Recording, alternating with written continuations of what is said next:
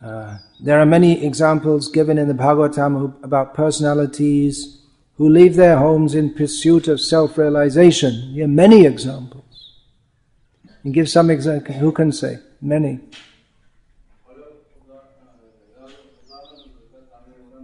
Persons who leave their home in pursuit of self-realization. Come on, there's so many of them. Parikshit Maharaj, yeah. Dhritarashtra, Bharat Maharaj. What about Dhruva? No, he didn't leave his home in pursuit of self-realization. He wasn't interested in self-realization. He got that as a byproduct. Pandavas, yeah. So there are many examples.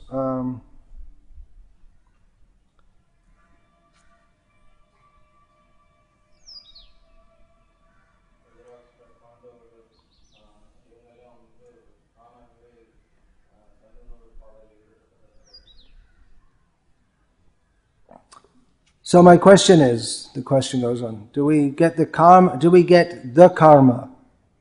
if we leave our families to take up the practice Krishna consciousness seriously? They're supposed to be edited. These are edited? Not very well. No, not the Queen's English. All right, this is from Bhagavad Gita as it is, chapter 13, text 8 to 12. Purport. It's a long purport. I'll just read the section which is particularly relevant to this question. Srila Prabhupada writes, as for detachment, this is Asakta Anavishvanga Putra Dara Grihadishu. As for detachment from children, wife and home, it is not meant that one should have no feeling for these. They are natural objects of affection. But when they are not favorable to spiritual progress, then one should not be attached to them. The best process for making the home pleasant is Krishna consciousness. If one is in full Krishna consciousness, he can make his home very happy, because this process of Krishna consciousness is very easy. One need only chant Hare Krishna, Hare Krishna, Krishna Krishna, Hare Hare, Hare Rama, Hare Rama, Rama Rama, Hare Hare. Accept the remnants of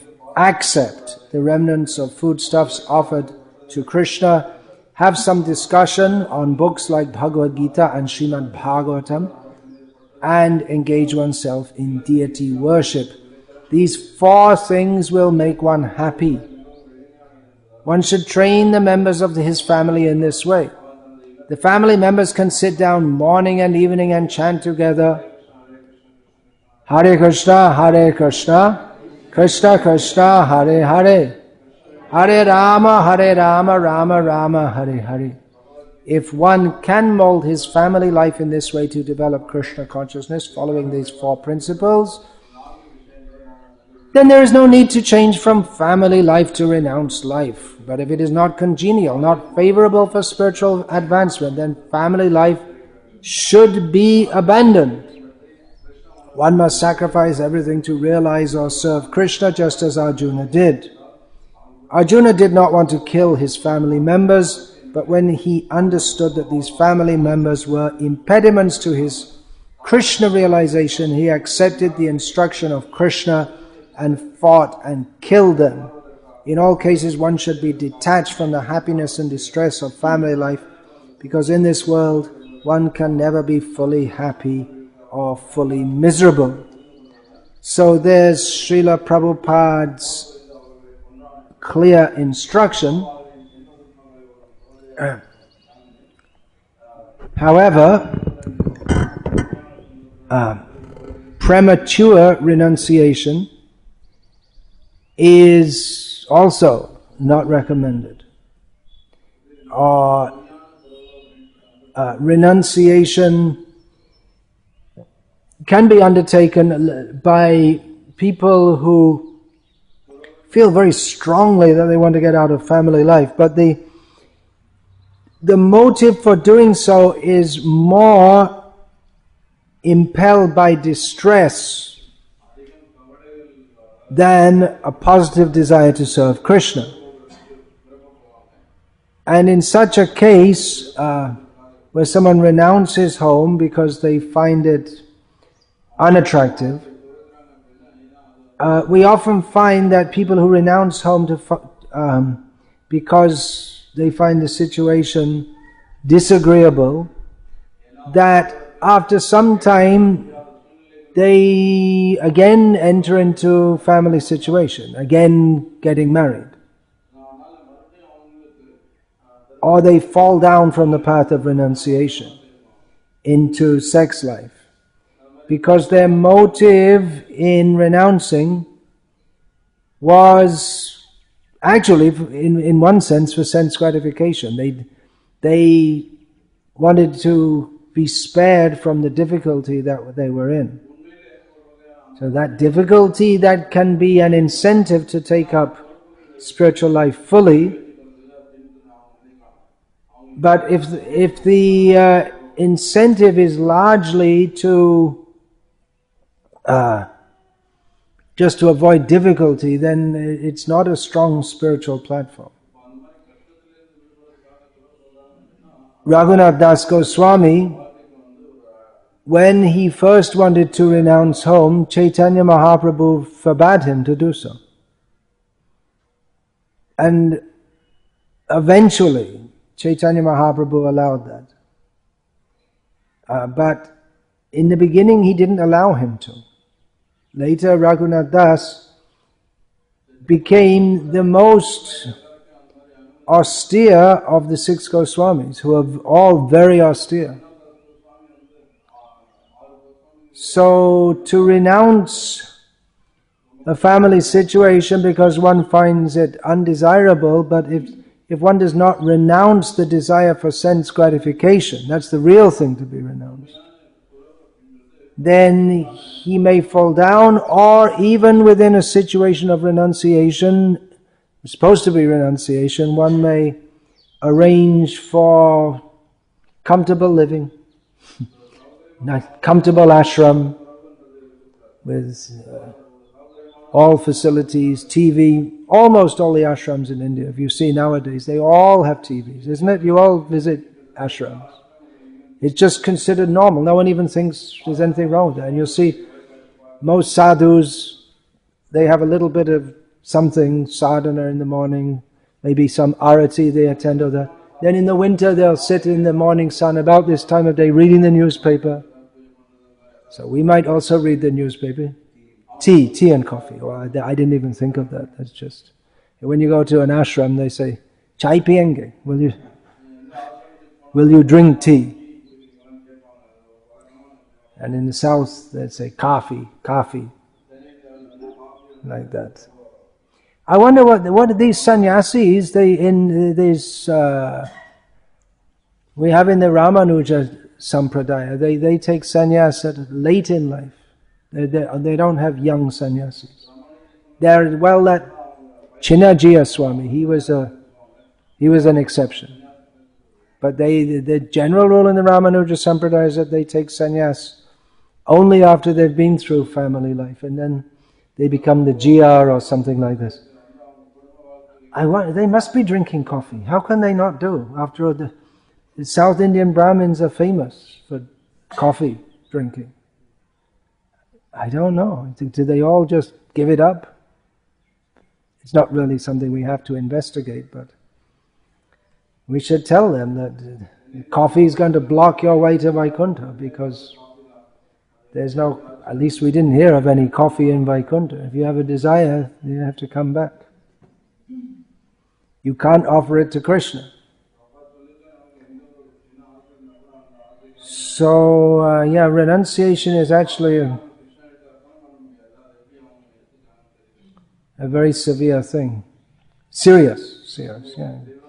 And even if one is renouncing for the sake of Krishna consciousness, that has to be seen also. What example that will set to others. If we encourage, for instance, if we encourage young men who are married just to leave their family life, they may do so with all seriousness to serve Krishna, but that will set an example to others who may not be so serious, who will also think, well, so and so did it, I'll also do it. So generally, we don't encourage people who have taken the responsibility of family life to just leave that without discharging their responsibility. Responsibility means that they're supposed to have children.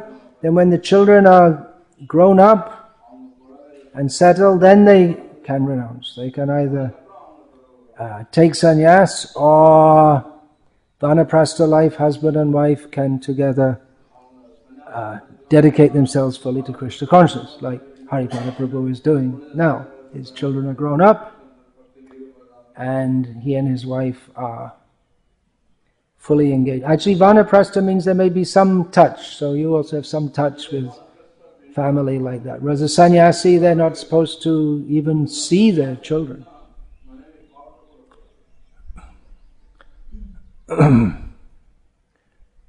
So we have to see in each case what is suitable.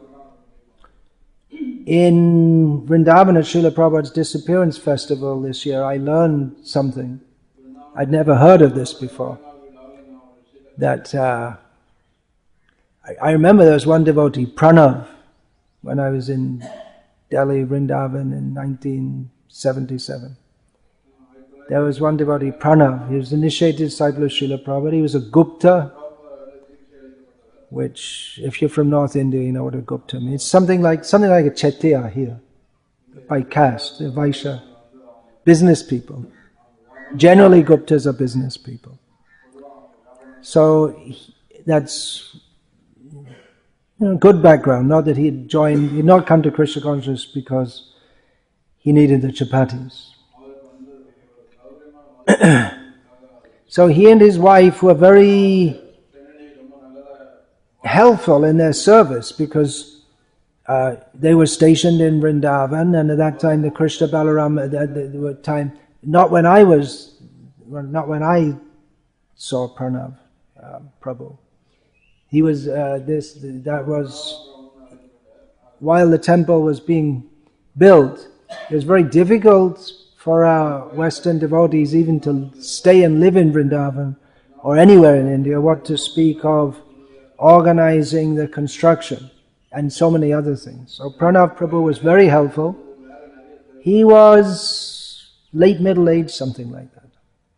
So they were very helpful and very service oriented. Pranav Prabhu and his wife were together living in Vrindavan, but Prabhupada was, he would insist, he pressured Pranav that you should live separately from your wife. And Pranav eventually buckled under the pressure, and he couldn't imagine living without his wife. So he withdrew from the service, which was a setback because he was doing so much service. So I heard this Manjari, our God sister Manjari. I think she's in Narayan Maharaj camp or something like that. You know her? She's from America. By the accent, it sounded like. She told us so. Yeah, in the West they pronounce it Manjari, but she's now in Vrindavan. So it was, as she told it, I felt, and I felt everyone else around me feeling it was almost painful to listen to, because it was almost harsh.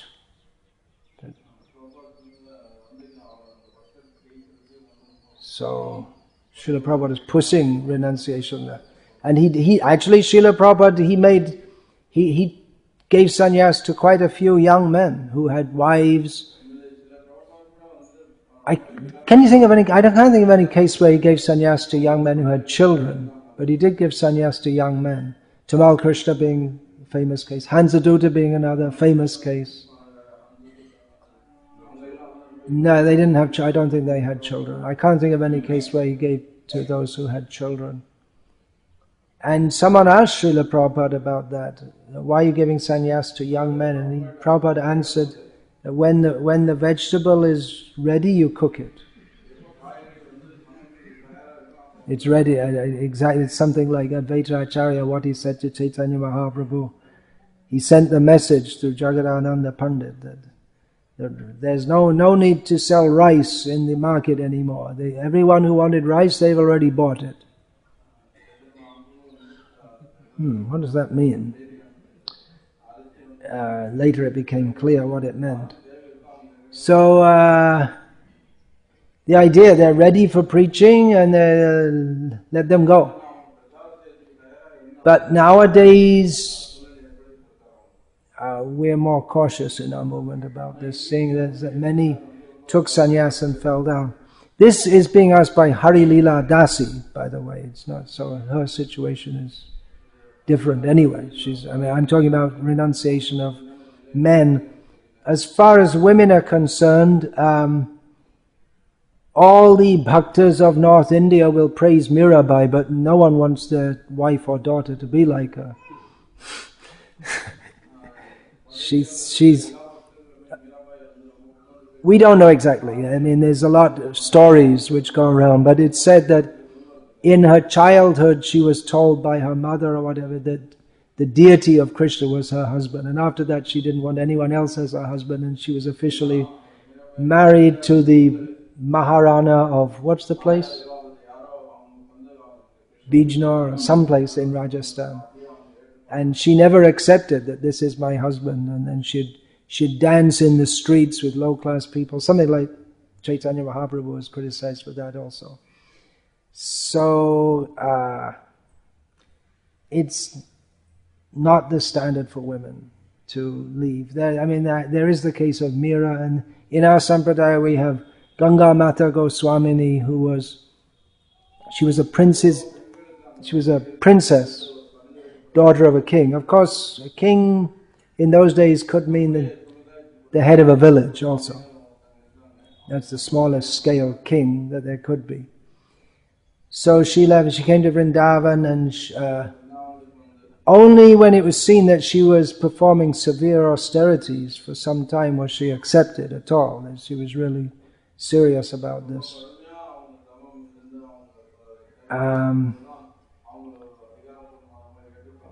Things are changing. The world is changing. Attitudes are changing. How do we adjust to that? Do we adjust to it?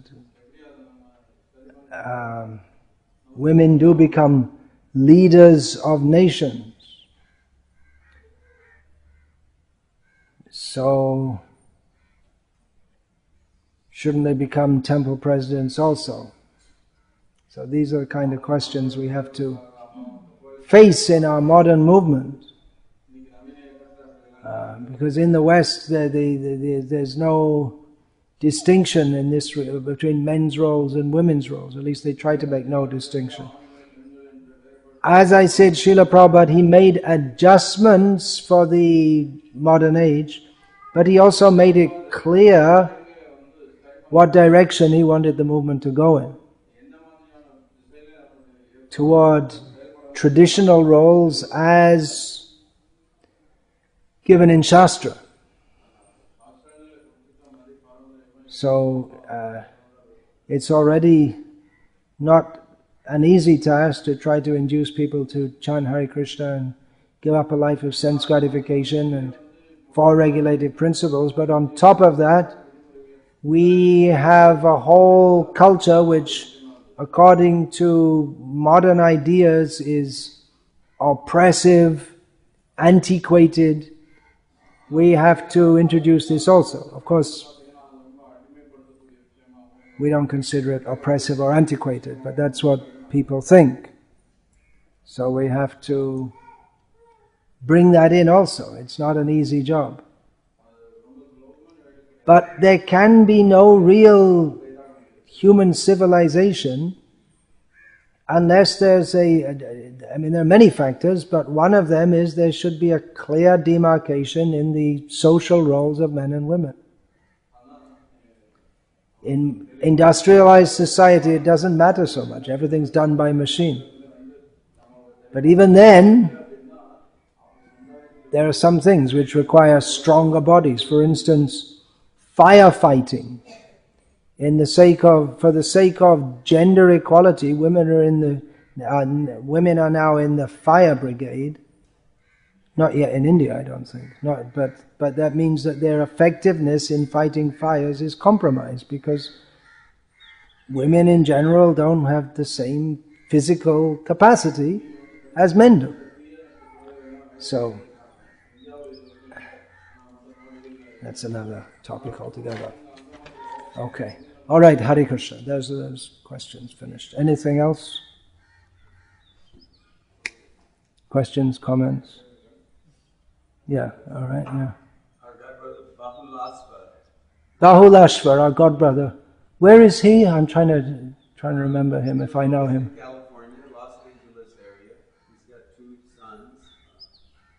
I'm just trying to think if I know him. Okay, Bahulashwar. He's been out of the fire of Krishna consciousness for some time, not actively preaching, but he was one who wrote a letter to Prabhupada, wanting to take sannyas after he was married and his 2 sons were born, twin sons. He wrote Prabhupada, I want to take sannyas, this family life is difficult. And Prabhupada wrote him back and said, you do not need a pole to preach. Go on preaching, you don't require the pole. In other words, stay in your family life and preach as a priest. Jai. I think that letter's not in the Veda base. I'm not sure. I don't remember that. It would have been quite a famous letter if it had reached the Veda base. Some are not printed in the Veda base yet, but they may make it to the Veda base yet. And many of Prabhupada's letters also are no longer existent. There may be many instructions also which are verbal instructions, which... Last time I spoke to Ravindra Swarup Prabhu, which was in 2012 in Philadelphia. He told me that... Well, let's go back first of all. We know that from the conversations that when Nitai arranged for the Radha Krishna deities, Radha, Shyamasundar and Vrindavan, for the big forms of the deities to be bathed, the Abhishek in public on some festival day, Srila Prabhupada was very disapproving of that. He said the big deity should never be moved. So Ravindra Swarup told me that he wanted to take the deities of Radha Krishna, Radha Sharad Bihari, I believe they're called in Philadelphia. They're not so big. They're maybe about 3 feet, 3.5 feet high, approximately. Krishna's a little taller than Radha, as usual. He wanted to take them on a rath around the city, have a festival and take them out, but the ISKCON deity minister told him you can't do that. But he told me that Srila Prabhupada himself had told him to do that. But it's not recorded, so it's lost to history. So there may be many such instructions. Why Srila Prabhupada would have said that when he said not even to bring the deities out for bathing? Well, that's difficult to understand, but I don't think that Ravindra was lying to me. I'm sure Prabhupada did say that, but it's not the standard thing to do. It's common thing that the deities come out of the temple and go around on a rat or a palki or whatever. Palki means palanquin. But there are different deities for that. The Utsav deities, they're taken outside. Not usually the big deities are not moved. And in temples in South India, you couldn't move them anyway. They're too big. I have a question, Maharaj, about the point you made that there's pressure for us in ISKCON to accept some of the new customs that people are practicing in life now. In other words, cultures have changed and they become much more liberalized with mixing of men and women. But it certainly seems to me like all of the changes have been simply for facilitation of more sense gratification. Yeah. So how can we have to adjust ISKCON? Do we have to adjust ISKCON to the modern world? Exactly. It's a great question. We have, in America they talk about culture wars, which is basically between the Christian right, which is a large lobby, strongly behind the Republican Party, and there is the rest, the modern liberal outlook. Liberal loons, they're called, from the right hand. From the right wing and left wing, these are modern socio-political, ideological constructs which don't belong to the Vedic culture. Vedic culture is that we follow Guru, Sadhu and Shastra.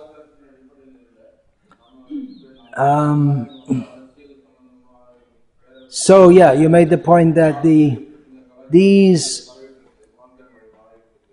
modern liberalism, mixing of men and women, and then you get same-sex marriages and all things like that. Abortion, it's all allowed, contraception.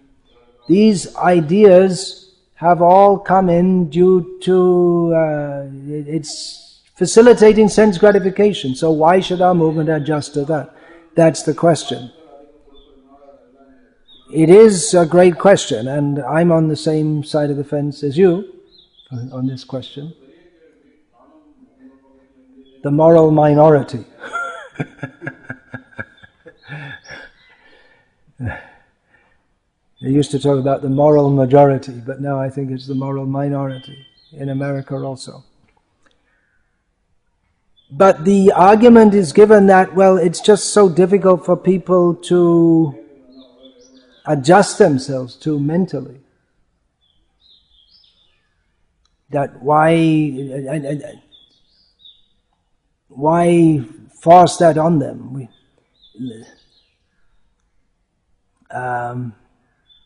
Women can do the job of temple president just as well. Well, why not?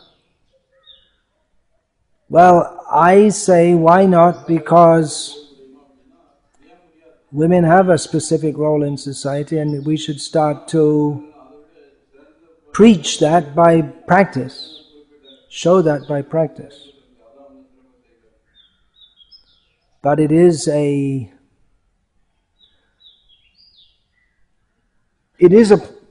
point of contention because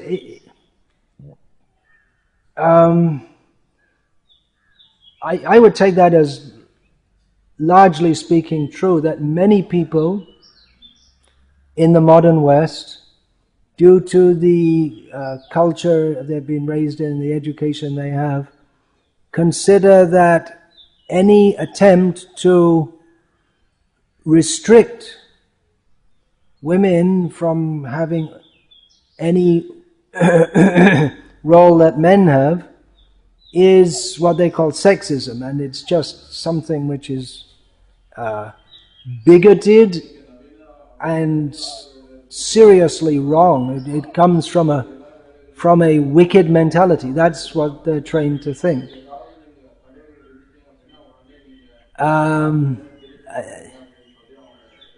And it's just an assumption of the modern culture. I started to listen to a series of university lectures on world history, and it's amazing how judgmental they are, because they see everything through. It's like Marx. He saw the whole of history in terms of class struggle. And this professor, who's a male, who I'm listening to his lectures, he sees gender struggle as the dominant feature of human history. And they judge civilizations on how much they give facility to women. So it's strongly pervasive in our society. But then if we want to make our society very liberal like that, with the idea that it will appeal to Western people, well, it immediately disqualifies us from appealing to the Muslim world. So if you want to you adjust to one civilization, and then you become disadjusted with another civilization. So I feel it's better to stick to our principles. We don't have to ram them down the throat the first time anyone comes to our center and say that, if you don't accept this immediately, then there's no chance. But it has to be introduced. And anyone who's at all serious about spiritual life or even moral religious life can understand that there should be separation between men and women. In the churches, I don't know about now, but it used to be that the men and women would be on different sides of the church. Even now, what was it? Yeah, again in 2012, I came from America to Kuwait. My next stop after America was Kuwait. And at a public program, I mean not out in Kuwait, you don't do public, we don't go out in the streets, but in a program in a school in which people were invited, almost all Indians, with a few Filipinos came also. Then the men and women naturally sat on different sides. And I noted that, and I said, I just came from America, where you feel constrained even to ask them to sit in separate places, because that's another part of the culture. They don't want to accept any authority, and they don't want to have anything imposed on them. So if you ask them some simple thing like, can the men and women sit separately, you're afraid that there might be some protest and they'll throw you out. In ISKCON Helsinki, the men and women sit separately, and Scandinavia has got to be most liberal place in the world. Feminism is the national culture of Sweden in particular. But it's instituted there in the temple because of the temple leader, who is very clear about these matters. Women join, they join the temple. There's this idea that no intelligent woman will want to join our movement, but they do. Some of them want to be protected and have a sane kind of life. Yeah.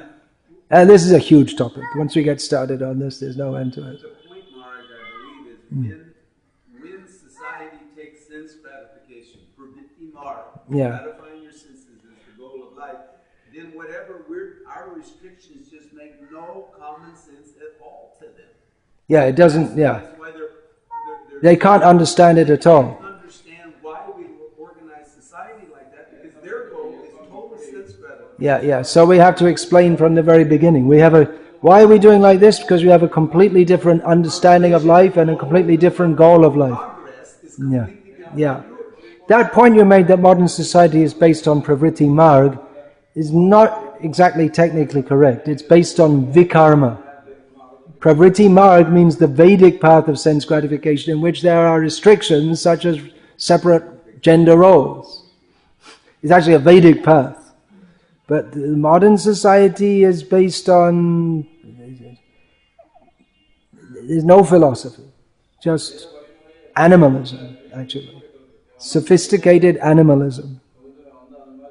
And even some animals, they cooperate with each other better than humans do. Like ants, bees, dolphins, crows.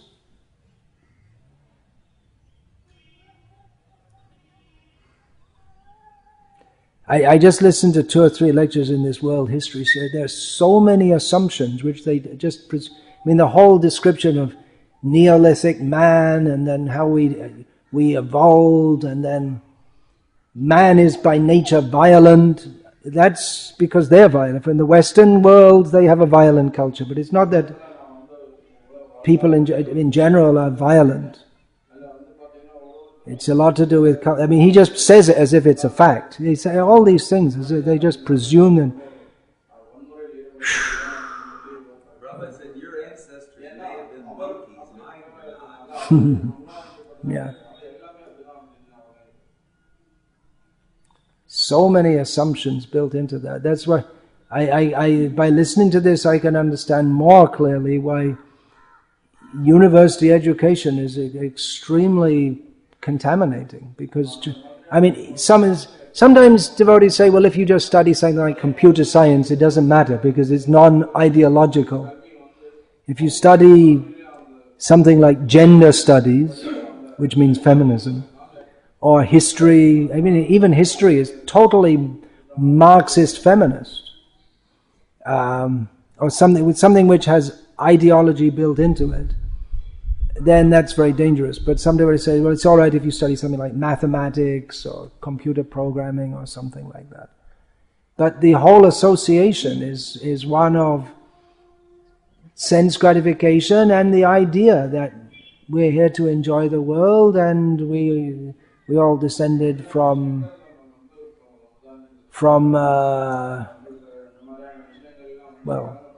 ultimately from cells, and then there was some prototype ancestor of monkeys and humans. Gross speculation. But they just talk as if it is a fact. It's an axiom. It's not to be questioned. They say, well, science shows that we all descended from simple cells. If you ask any of them, how do you know? And how do you know? They say, well, scientists, they say. They have faith in the scientists. Scientists can't prove it. I was just discussing that the other day. They want to say that they can explain how things, from what we see today, they can explain what it was like in the distant past. By studying the effect, you can understand the cause. So my answer to that is, okay, without any prior knowledge, if you see a butterfly, how would you conclude it came from a caterpillar? Or a bird came from an egg? How would you say? And you made that point. That's a very good point. If you landed in the Sahara Desert, for instance, which wasn't a desert, it used to be rich agricultural land until recently. If you land in the Sahara Desert and then you went off to your spaceship and you went back to your planet, you might say, well, the earth is just full of sand, that's all. So we see a tiny part of the universe and we presume that it's all like that. It's not a logical presumption. There are so many axioms that you have to accept in science to do science. For instance, that the laws of nature that we have ascertained are universally applicable. It's not provable, either theoretically or practically.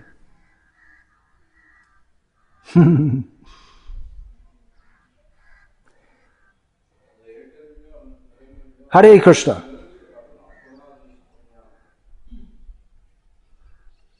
Another question. I was going to say, according to the Pavlov's law, You should all be ready for prasadam. Yeah. Somebody asked me recently, they said that it's delineated that a devotee should develop love for Guru and God. He should develop loving relationships with like-minded devotees. Number 3, he should develop compassion toward those who have accidentally fallen from the path of bhakti. And 4, he should avoid those who are demonic or offensive. So she asked me that if you observe a devotee who spans more than one of those categories, for instance, Who spans more than one of those categories? yes, who maybe in private may be critical of other devotees and offensive in his mind, but in another way he's benevolent and he speaks nicely and helpfully toward some other devotees. So how should one have an attitude? What kind of an attitude should one have toward a devotee who seems to be, not clearly categorized as one of those categories? Yeah, well, that's following the verse. Ishvare tadadhineshu bali seishu dvishatshucha prema maitri kripo peksha yakaroti samadhyama. A madhyam adhikari devotee is one who loves God, befriends devotees, is compassionate to the foolish, and avoids the envious. So the question is, if we see a devotee who is nice to some devotees and not nice to others, who is not fully in that category, how do we categorize? Should we, when we said we should make friends with devotees, what does it mean? Yeah, well, this is obviously a very simple, broad categorization, and there's more instruction given on this. There is the what is that? Svato snigdasya. What is that? We should associate with devotees of the same outlook, and we should. Well, that's there in the Upadeshamrita, isn't it? That the Krishneti yasya giritam manasadriyeta jikshasta yat pranatibhischa bhajantam isham. Then Sushrushaya. There we go. My Kali Yuga brain again. Bhajana Vigyam Ananya. Ananya something. Train the Gurukul boys. They can have a better chance than me. Nindadi Shunya. Ipsita Sangalabdya. You left out some words also. Nindadi Shunya Ipsita Sangalabdya. Yeah, one should, among devotees, one should mentally respect one. Krishneti yasya giritam manas. One should mentally respect one who chants the name of Krishna. One should offer visible respect. One should bow down to one who is initiated. And one should faithfully hear from and serve one who is a pure devotee, who is fully absorbed in service to Krishna, and who is himself free from the tendency to criticize others. So that brings us up to the question of criticizing others. But then we see Srila Prabhupada criticized others. Krishna criticizes others. This is discussed in detail in this book on speaking strongly in Srila Prabhupada's service. We are forced to make some criticism for the sake of rectification of Vaishnava society. Otherwise, if we say, see no evil, hear no evil, speak no evil, then evil will flourish. Given the chance. So we have to speak. But Bhaktivinoda Thakur, as I quoted in that book, he's given some conditions on which one should criticize, that one's intention should be to for the benefit of the person criticized and of the Vaishnava society. And there are some other conditions he gives. So this idea that no one should ever criticize at any time, that in itself is a criticism of those who do. It's an idea which is floated around by Sahajiyas and Mayavadis, although they themselves are usually very critical of other Sahajiyas and Mayavadis. If you want to go to Radha Kund among all the pure Babajis, you'll find they hate each other, mostly. They're very envious of each other.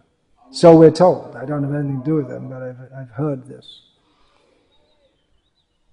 Then again, in Chaitanya Bhagavat, Vrindavan Das warns us again and again, if we see two Vaishnavas quarreling, we should not take sides. So it's a nuanced subject. We can understand this well if we ourselves are saragrahi, if we are interested in the essence, which is pure surrender to Krishna, and we're not on the superficial platform of being so-called nice.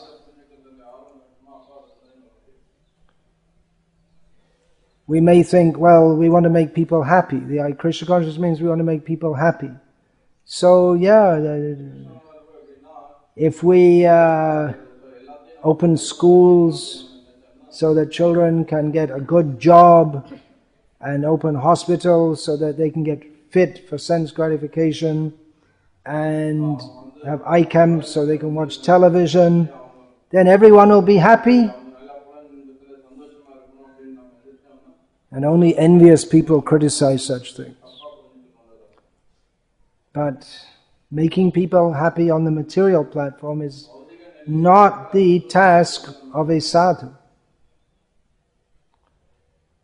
So everyone will be happy, but some within one's own movement may criticize that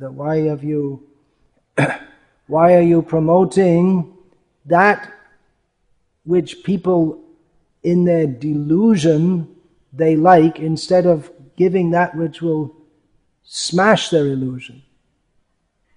Bhakti can only be communicated by bhakti.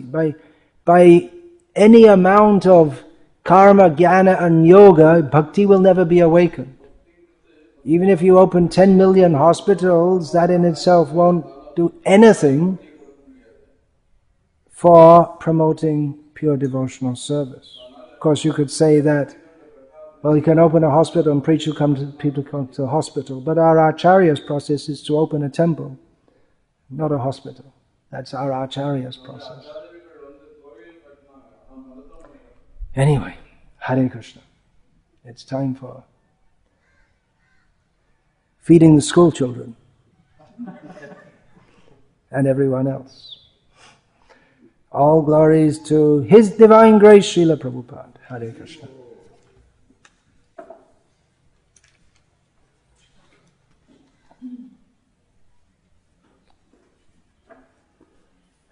Ticheti yasya pranati vishchanta jantavisha